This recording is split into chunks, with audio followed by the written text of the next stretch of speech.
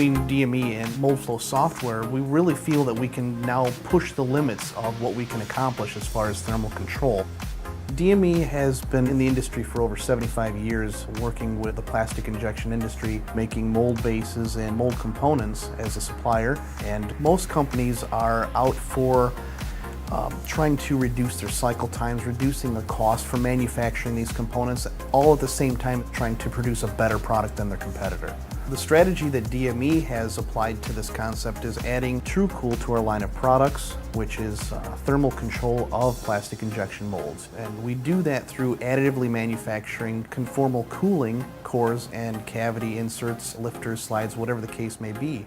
We'll run analysis on the mold as it exists today to find out those areas that are driving up your cycle time or increasing warpage, part stress, stuff like that.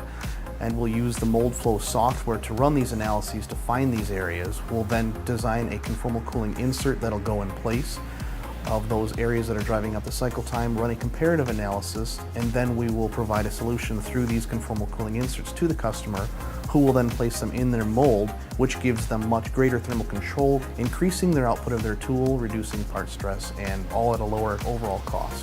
So as an example, this was a cup and lid set for to-go containers for soup. The problem with this was they wanted to go from 125 million shots per year up to 175 million per year. So the first thing anybody wants to do when they want to increase their capacity is shorten the cycle if they can. The problem with this is the bottom of the bowl was warping severely, so they couldn't shorten their cycle. They were pretty much already at their minimum capacity. So what we did was we ran analysis on their existing water configuration. We implemented conformal cooling channels inside this dome here, and then what we were able to do was reduce their cycle by almost 25% by reducing their cooling portion.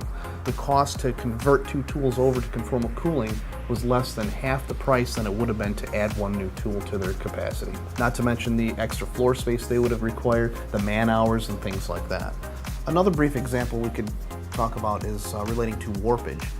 For instance, we've got here a syringe barrel that was warping in the center, causing fatigue when the people were using the plunger. They had to increase the cycle time because of this warpage.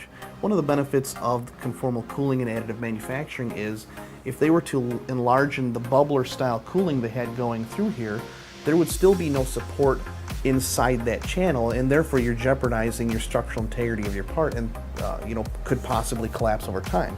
An additive manufactured insert is all one piece of metal, so as a helix style baffles inside there, not only does it divert the water in a helix style, it's also one piece, so it adds structural integrity. We were able to put a larger volume of water through there, move it at a faster rate, reducing the heat effect, ultimately reducing the cycle time, not only back down to their original cycle while producing a warpage-free part, we were able to reduce it 30% beyond that while still producing a warpage-free part.